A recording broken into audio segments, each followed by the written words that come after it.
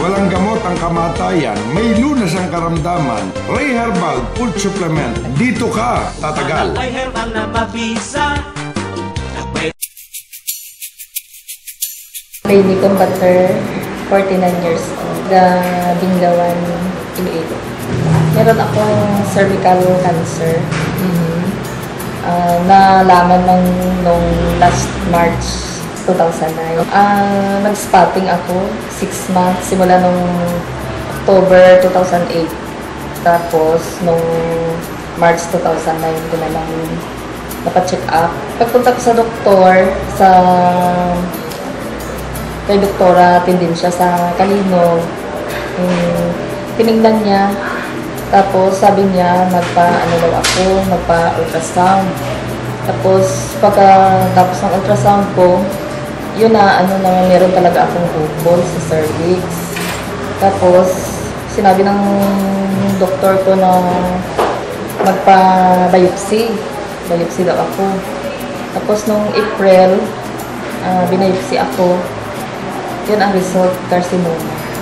Nung magpa-ultrasound nung una, 2.5 tsaka 3.6. After ng biopsy, lumaki yung bukol.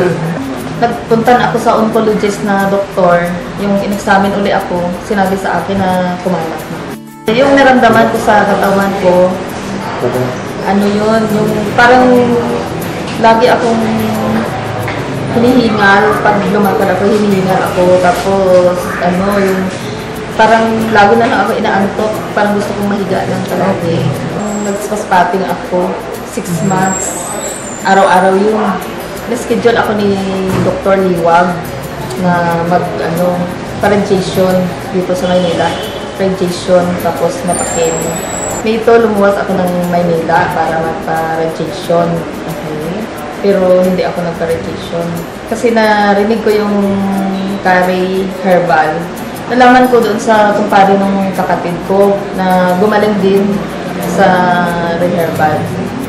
Pumunta ako dito nung May 5 talaga. Pumunta ako dito tapos bumili kami. Saka minom ako. Nung pag-inom ko noon, na 2 days ako minom, naramdaman ko na yung loob ng tiyan ko na parang umiikot na mainit. Tapos yung parang nag-spread ng mainit sa loob ng tiyan ko. Nawala na yun. Tapos, after 4 days, yun, yung parang ang sama-sama ng pakiramdam ko, yung lumalabas yung mga pawis ko na malamig na pawis. Tapos, yung parang hindi maintindihan yung sikmura ko. Tapos parang naglilihi ako na gusto kong kumain ng mga prutas. Tapos nagtae ako. Lumabas lahat yung mga toxin siguro sa katawan ko. Tapos after 4 days na lumabas lahat yun sa katawan ko, magaan na yung pakiramdam ko. Nagpa-check up ako ulit nung 2029. Nagpa-ultrasound ulit ako. Tapos nakita sa ultrasound yung kumalat dito sa side ng ng bukol ko. Hindi na nakita sa ultrasound. Wala yun, hindi na nakita yun. Bali yung pinaka-bukol na lang. Sa pakiramdam ko, yung naidulog pa ng Ray Herbal supplement, naging normal ang BP ko. Hindi na ako gumagamit ng gamot na kabupika. Hindi na ako gumagamit yung Ray Herbal na lang. Tapos, yung sabi nila, kuminis daw yung mukha ko. Gumanda raw ako. After 2 months, babalik ako dito para mapakita ko sa inyo kung lumiit or lumaki pa yung bukol ko. Minabuti ko po sapagkat kung pupunta pa kayo sa main office, napakalayo. Kaya naglagay po kami yung pong cell number na nakalathala sa ilalim ng screen na ito.